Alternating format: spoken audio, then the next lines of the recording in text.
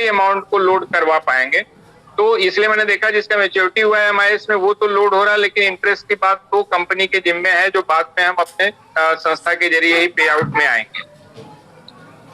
तो बहुत ही अच्छी तरीके से उन्होंने मतलब पोर्टल पे डिमांड क्या करना है, कैसे करना है, उस चीजों पर कैफे जो सिटी में है वो 15 मिनट आधे घंटे के हिसाब से पैसे चार्ज करते हैं और वो मीटर गिर जाएगा लेकिन काम नहीं होगा। लेकिन घर का अगर लैपटॉप है तो उसमें ठीक है, अगर नहीं हुआ तो हम लॉग आउट होके फिर हम लॉग इन कर सकते हैं अगले दिन। सॉरी, क्योंकि किसी के घर पे बैठे हैं तो थोड़ा डिस्टर्बेंस पीछे से आ रहा होगा आपको, उसके लिए मैं फिलहाल कुछ नहीं कर पा रहा हूँ सर। और सर बहुत स्लो है, अब कंटिन्यू रखें। ठीक ठीक, ओके। तो ये चीजें बहुत जरूरी है हमारी तरफ से। अब आते हैं कि ये चीजें तो सीनियर्स ने बताई और आगे भी बताएंगे। अब मैं एक पॉइंट, जैसे कि मैंने देखा है कि जिस तरह कोई एक कही गई बात आज हमें इस पोजीशन पे लाके खड़ा कर दिया है, जैसे एग्जांपल विदेशी महिला प्रधानमंत्री नहीं बन सकती, ये सिर्फ लाइन मुझे पकड़ में आती है जो पॉलिटिकल से होते हुए सुप्रीम कोर्ट तक पहुंच गई और हम आज इस पोजीशन पे हैं। उसी तरह आपका किया गया अच्छा कार्य आपकी झोली में बिना मांगे भी कुछ ऐसा दे देता है जो आपकी आगे के चरणों में उपलब्धि को बहुत बढ़ावा देगा और हमें भी मजबूती उससे प्रदान होगी। तो उसके बारे में मैं जरूर बताना चाहूंगा, पहले भी इस चीज को बताया हूं। जैसे आप लोग अच्छी तरह जानते हैं कि अंधेरी वेस्ट में एक हमारा प्रोजेक्ट है जो मुंबई नगर है, महानगर, तो वहां पे अंधेरी वेस्ट में हमारा 106 एकड़ है। तो पहले उसका हिस्ट्री में पहले ही बताया था, फिर बताता हूँ। 2003 में वो पूरी 500 एकड़ की जमीन थी जो एक MOU साइन हुआ पारसी से कि हम जमीन को डेवलप करेंगे, सर उनकी जमीन होगी और हम डेवलप करेंगे और प्रॉफिट बटेगा। ये MOU साइन हुआ। MOU साइन होने के बाद ये 2003 में MOU साइन होता है और 2004 में सुनामी आता है और 2005 में सेंट्रल गवर्नमेंट कहती है कि ये नो डेवलपमेंट जोन में एक कोस्टल इलाके होंगे जो समुद्र के किनारे होंगे, यानी वहां डेवलप नहीं कर सकते, वहां के नुकसान को देखते हुए जो सुनामी आया था साउथ। लेकिन उस पे फिर मिट्टी भरने का काम और तमाम चीज चलते रहा और उस पे करीब हमने 35 से 40 करोड़ रुपए खर्चा किया। लेकिन 2006-07 आते आते क्या हुआ कि जमीनों के भाव मुंबई में बढ़ने लगे तो वो जो सामने जिनकी जमीन थी उन्होंने हमसे पैसे की डिमांड की कि 200 करोड़ रुपया और हमको दो। तो ये क्या था कि MOU जो साइन हुआ था उससे बिल्कुल अलग था, विपरीत था। तो वो मामला कोर्ट में चला गया और कोर्ट में आउट ऑफ सेटलमेंट, कोर्ट के बाहर जो सेटलमेंट हुआ उसमें 106 एकड़ जमीन, जहां हमने मिट्टी भराई नहीं की थी, तो एक साइड में 106 एकड़ जमीन हमें दी गई। अब वो 106 एकड़ जमीन जो सहारा को मिली वो आज वहाँ ऑफिस है, तमाम चीजें, लेकिन चूंकि नो डेवलपमेंट जोन में था तो इसलिए वहां डेवलपमेंट हो नहीं पा रहा था। 2015 में महाराष्ट्र गवर्नमेंट नहीं, केंद्र की सरकार ने नई पॉलिसी जारी की। क्यों जारी की? क्योंकि कोस्टल रोड मुंबई में बनना था, जो मेन मुंबई साउथ मुंबई है वहां से बोरीवली सबरबन तक जुड़ना है। तो पहला फेज वो वर्सोवा तक आ रहा है। अगर कोई मुंबई आया हो तो देखा होगा कि समुद्र के किनारे एक रोड बन रहा है, कोस्टल रोड बन रहा है। तो उस समय उस पॉलिसी को चेंज किया गया और उसके तहत हमारा भी वो परिक्षेत्र डेवलपमेंट जोन में आया। लेकिन डेवलपमेंट जोन में आने पे उस पे क्या प्लान बना कि रेसिडेंशियल हम बनाए। रेसिडेंशियल को FSI 1 दिया गया। अभी आगे मैं FSI बताऊंगा क्या वो फर्क डालता है हमारे ऊपर। लेकिन वो प्लान चल रहा था, चीजें अभी उस पर वर्कआउट नहीं हो रही थी। लेकिन उसी बीच यहाँ सरकारें बदली, तो सरकार चाहे कोई भी आए और जाए, लेकिन उनका एक ही मोटो होता है कि कल फिर चुनाव लड़ना है तो जो डेवलपमेंट है वो स्टेट का होना चाहिए। और उस डेवलपमेंट के तहत आप अच्छी तरह जानते हैं, अगर पूरे भारत में देखें IT सिटी, तो आप चाहे जिस क्षेत्र से हो, आप सुनते होंगे कि बच्चे ने IT इंजीनियरिंग किया और बैंगलोर चला गया, हैदराबाद चला गया, यानी अपना शहर छोड़ के दूसरे शहर चला गया। तो उस मामले में अगर महाराष्ट्र में आप देखें तो पुणे में है IT सिटी, लेकिन बैंगलोर के स्तर की नहीं। मुंबई में है, छोटे ऑफिसेस हैं, दूर दूर से लोग वहां आते हैं। मलाड में एक क्षेत्र है, उसके लिए महाराष्ट्र गवर्नमेंट ने 30 मई 2023 एक नई पॉलिसी जारी की महाराष्ट्र के लिए, और वो महाराष्ट्र के लिए हुई, सहारा के प्रोजेक्ट के लिए नहीं हुई। आपको क्लियर बताया, इसलिए मैंने कहा कि झोली में कभी कभी आपके अच्छे कर्मों की चीजें आती हैं। तो उसमें उन्होंने ये किया कि करीब 95,000 करोड़ का इन्वेस्टमेंट, 3.5 लाख लोगों को रोजगार मिले और 10 लाख करोड़ रुपए का एक्सपोर्ट हम आईटी में कर सकें। इस योजना को लेके उन्होंने एक नई पॉलिसी महाराष्ट्र के लिए जारी की और उसमें कई प्रकार की छूट होती है एक्चुअली, जैसे आपका स्टैम्प ड्यूटी हुआ, इलेक्ट्रिक का बिल हुआ, प्रॉपर्टी टैक्स हुआ, ये 10 से 15 साल तक आपको छूट मिलती है। यानी आप काम करने आ रहे हैं, इन्वेस्ट कर रहे हैं, तो ये चीजें आपको उपलब्धि आप देंगे उस स्टेट को, तो आपको कई प्रकार की छूट दी जाएगी। तो अब उसमें मेन जो मतलब उनका मकसद था कि खास करके मुंबई की बात करें तो कोई अमेरिका की अगर कंपनी है, मान लीजिए फेसबुक को कुछ अपना आईटी का प्रोजेक्ट डालना है उसको, तो वो पूना जाने की बजाय मुंबई को जोड़ेगा, इसलिए क्योंकि मुंबई ग्लोबल सिटी है, आर्थिक राजधानी है, ठीक ना, या दिल्ली हुआ जो भी, तो ग्लोबल सिटी से वो जोड़ना चाहता है। तो इसलिए वो मुंबई को खास करके फोकस, भले मुंबई के सबर्बन में विरार भी, वसई भी आता है, वहां भी कोस्टल एरिया है, लेकिन वहां वो जाना नहीं चाहेगा, मुंबई में जाना चाहेगा। और जैसा मैंने शुरू में बताया कि वो एरिया पूरा 500 एकड़ का है, ठीक, उसमें हमारा जो है 106 एकड़ सहारा इंडिया परिवार का है। तो ये मैं कहीं से अथॉन्टिक ऐसी न्यूज नहीं बता रहा हूँ कि कंपनी से मिली है, लेकिन मेरे पास उसका जो कॉपी है, मतलब ये 30 मई का, और उसके बाद उसकी पूरी पॉलिसी 119 पेज की जो 23 जून को आई, उस आधार पे बता रहा हूँ, ठीक ना। तो ये चीज हुआ कि मुंबई को खास करके ग्लोबल सिटी है, तो यहाँ आईटी पार्क का बढ़ावा होने से ये तमाम सुविधाएं मिलेंगी। तो अब उसमें उस प्रोजेक्ट के लिए जो कुछ चीजें दी गई वो सिर्फ मैं बताना चाहूंगा। एफएसआई का मतलब समझिए सिंपल शब्दों में, जैसे मान लीजिए आपको एक एरिया मिला 100 मीटर, 100 स्क्वायर मीटर, और उस पे कहा गया कि आप एक एफएसआई में मकान बना सकते हैं या जो भी है बना सकते हैं। तो एक एफएसआई का मतलब हुआ कि 100 स्क्वायर मीटर की जगह है तो 100 स्क्वायर मीटर आप कंस्ट्रक्शन कर सकते हैं। तो कभी भी ऐसा नहीं होता है कि पूरे प्लॉट पे आप कंस्ट्रक्शन करें, आप आधे पे करते हैं। तो आधे पे किए तो यानी कितना किए, 50 स्क्वायर मीटर पे किए। तो आपको एक एफएसआई मिला था ना, तो एक मंजिला और चढ़ा देंगे तो कितना हो गया वो 100 स्क्वायर मीटर, तो ये हुआ एक एफएसआई। लेकिन अगर आपको 5 एफएसआई मिला तो आप 10 महले तक आप लेके जाएंगे तो वो हुआ 5 एफएसआई। समुद्र के किनारे का आपकी जगह है, जो पहले नो डेवलपमेंट में जोन था, फिर वो डेवलपमेंट जोन में आया 2015 में। अभी जो 2023 में हुआ उसमें जो बदलाव खास करके आईटी पार्क के लिए किया गया, उसपे ये क्या क्या बदलाव आया। पहले था कि आप रेसिडेंशियल प्रोजेक्ट बनाते, जिसपे सहारा पहले वो देख भी रही थी, एक एफएसआई मिल रहा था, ज्यादा से ज्यादा वो 2 तक बढ़ता। अब ये हुआ कि आपके उस प्रोजेक्ट के बगल में यदि 27 मीटर की सड़क है तो आपको, हम आशा कर रहे थे कि शायद 2.5 मिलता, 2 से बढ़ के 3 मिलता, नहीं 2.5 मिलता, लेकिन आपको जान के बड़ी खुशी होगी। मतलब फिर कह रहा हूँ, अपने प्रोजेक्ट के लिए नहीं आया, महाराष्ट्र के लिए आया, मुंबई के लिए आया, हमारे को मिलता हुआ वो आ गया। अब उसमें हुआ कि 27 मीटर अगर आपकी बगल की सड़क है तो 5 एफएसआई दिया गया। 5 एफएसआई बहुत इंपॉर्टेंट है, समझने में ऐसे नहीं, लेकिन मैं आपको समझा दूं। 5 एफएसआई का मतलब, अगर वहां पे जब हमारा प्रोजेक्ट बनता है तो 106 एकड़ का 5 एफएसआई होता है 3 crore square foot construction area आपका, जो एक बहुत बड़ा एरिया होता है। और हमारा वहां जो सड़क है वो 27 नहीं, वो 30 मीटर है। अब उसकी वैल्यूएशन आप सीधे समझ लीजिए कि वहां पे ऑलरेडी मुंबई जो लोग आए हैं, तो मुंबई आप चर्च गेट से लिए वर्सोवा तक कोस्टल रोड का काम शुरू है, पहला फेज। दूसरा जो फेज उठेगा उस वर्सोवा क्षेत्र से, जहां अपना प्रोजेक्ट है, वहां से उठ के बोरीवली सबर्बन जाएगा, ठीक। तो यानी वहां से आपका कोस्टल रोड गुजर रहा है। दूसरा, उसमें महाराष्ट्र गवर्नमेंट ने एक और चीज किया कि उसी वर्सोवा से समुद्री रास्ते से आप विरार तक का सबर्बन 56 किलोमीटर का स्टील लिंक को उन्होंने परमिशन दिया, यानी कि वो 50,000 करोड़ का प्री अप्रूवल उस चीज को भी दिया, आगे चरणों में बढ़ेगा। तीसरी चीज आपको बताएं, अभी तक पूरे भारत में नेशनल लॉ कॉलेज जो है वो 3 है। चौथा national law college central government के जरिए जो होता है वो मुंबई में आना था, और मुंबई में उस 70 एकड़ पे वो अनुमोदित हुआ है, 70 एकड़ पे हॉस्टल के साथ, और वो भी वहीं पे आया। मैंने पेपर देखा टाइम्स ऑफ इंडिया में, तो बगल का गेट दिखा, यानी जो 400 एकड़ जमीन है दूसरी उनकी पार्टी उनकी, तो उसमें वो आ रहा है। तो निश्चित है कि क्या हुआ कि वो तो अच्छा वैल्यू भी मिलेगा जब 70 एकड़ वो गवर्नमेंट लेके बनाएगी।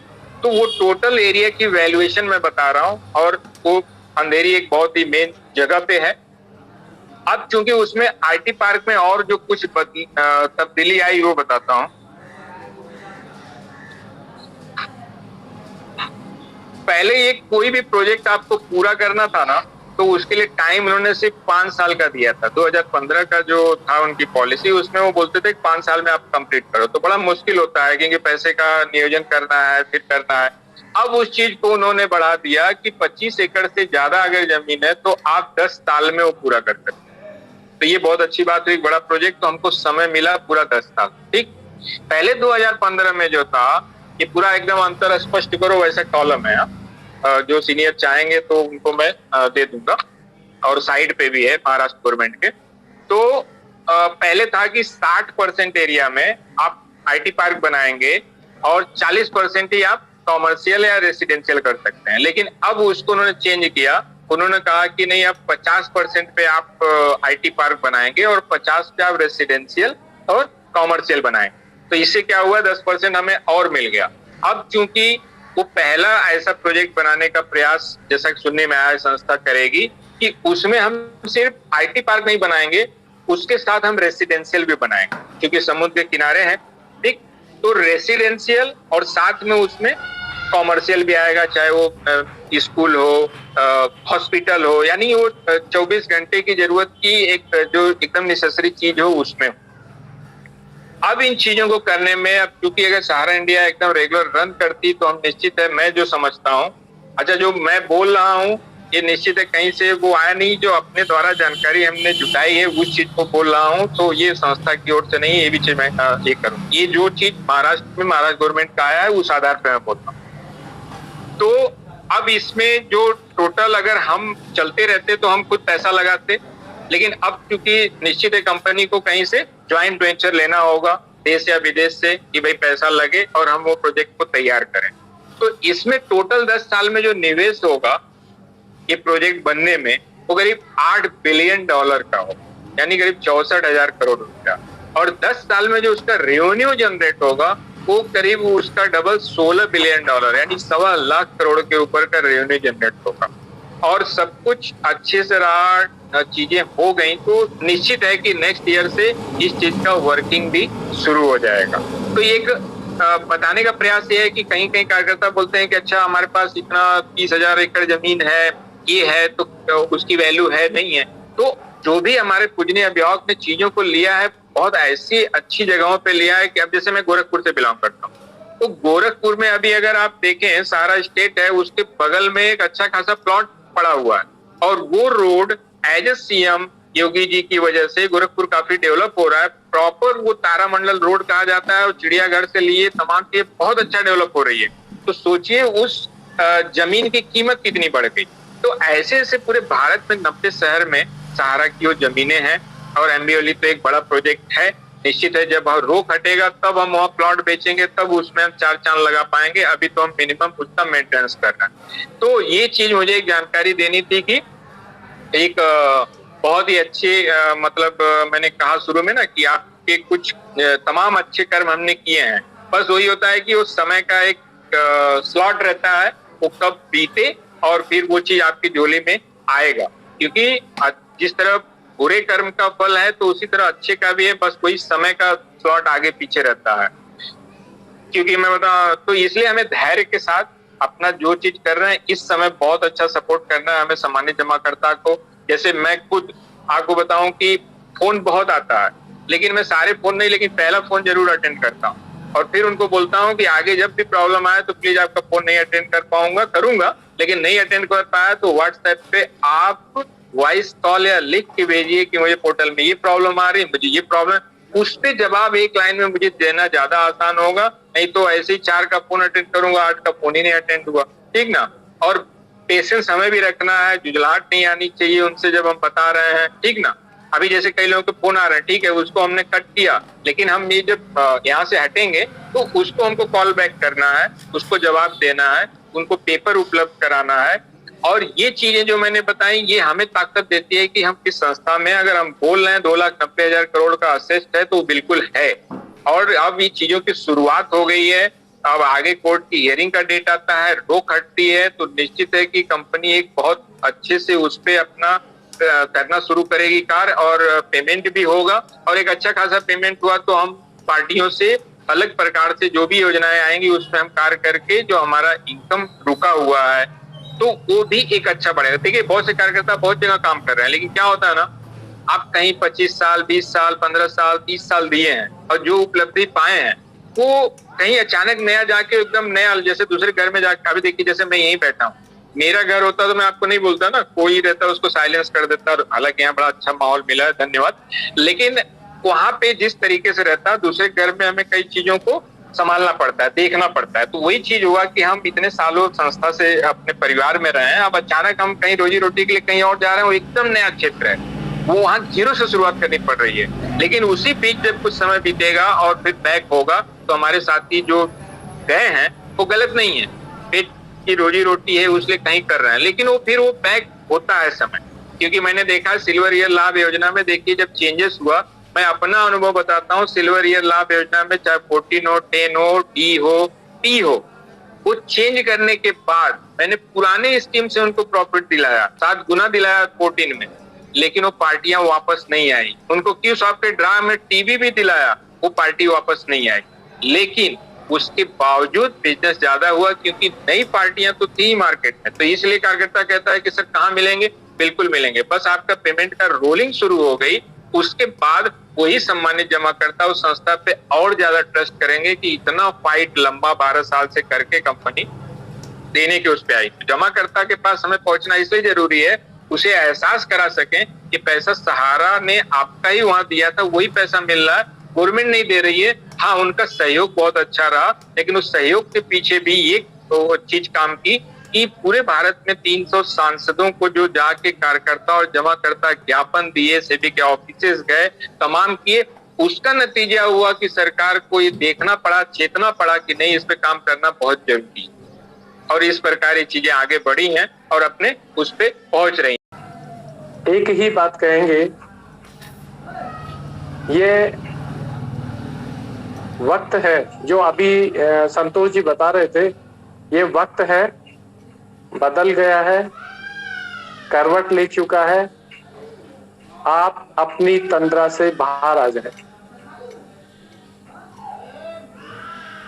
साथियों, सर्वप्रथम आपकी कुछ पोर्टल से संबंधित जानकारी है जो आपके सामने साझा करना चाहूंगा, उसके बाद आगे बढ़ूंगा। ये पोर्टल जैसे ही आप खोलते हो, आपको आधार का 4 डिजिट डालना पड़ता है और उससे रजिस्टर्ड अपने मोबाइल नंबर डालना होता है। उसी मोबाइल नंबर पे एक ओटीपी आती है और आपका उस पे रजिस्ट्रेशन हो जाता है। ये रजिस्ट्रेशन की प्रक्रिया है और ये इतनी सी नहीं, इस पोर्टल के तहत 6 चरण हैं क्रमबद्ध तरीके से और बहुत इजी है। ऊपर आप सेलेक्ट करते हो लैंग्वेज, हिंदी या इंग्लिश, उसी में वो खुल जाता है और उसकी गाइडलाइन भी उसी में लिखी हुई है। बहुत सारे सवाल और जो कंफ्यूजन है वो आपके हमारे बीच में है। जमा करता कुछ नहीं जानता, क्या कंट्रोल नंबर है, कहाँ रसीद नंबर है, पॉइंटों की क्या इम्पोर्टेंसी है, कौन सी स्कीम है स्टार की, कौन सी क्रेडिट की, उसको बताना पड़ता है। तो अभी महाराष्ट्र से उग्रसेन सर बता रहे थे कि इस समय हमारे सम्मानित जमाकर्ता को बहुत सहयोग की आवश्यकता है और उन्होंने आपका इस लड़ाई में पूरा योगदान दिया है, सहयोग दिया है। तो इस समय आप इनको ये बातें साझा करें। और आज इस 168वें एपिसोड को देख रहे हो तो मैं आप सभी जमाकर्ताओं साथियों से और कार्यकर्ता साथियों से विनम्र अपील करता हूँ, निवेदन करता हूँ, हर घर में मोबाइल, लैपटॉप या डेस्कटॉप है और सबके पास अनलिमिटेड डाटा है। उसमें आपका ये काम हो सकता है इजी वेस में और उसका पूरा सिस्टम है। आपका जो डाटा अपलोड करोगे वो 200 KB में होना चाहिए, पैन कार्ड 50 KB में होना चाहिए। दूसरे चरण में आपकी जो है सारे जो है सिस्टम करते हुए जब आप तीसरे में पहुंचोगे तो वो फाइनल उसको मांगेगा। फिर चौथे में पहुंचोगे तो वो पैन कार्ड मांगेगा। पांचों में पहुंचोगे तो वो एकदम से उसका प्रिंट आउट दे देगा।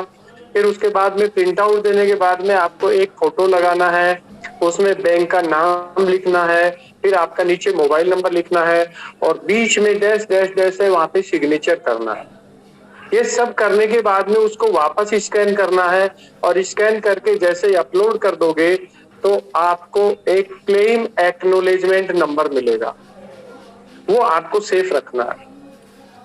बहुत इजी है। जैसे हम कॉलेज के फॉर्म भरते हैं पढ़ाई के लिए, 12th के फॉर्म भरते हैं, किसी कंपटीशन का फॉर्म भरते हैं, ऑनलाइन भरते हैं, उससे भी बहुत ही सहज है। सबसे पहले पोर्टल खोलते ही हमारे आदरणीय प्रधानमंत्री जी और सहकारिता मंत्री अमित शाह जी का फोटो आता है और उसमें थोड़ा सा स्टडी, परंतु आजकल स्टडी की तो बात नहीं है ना।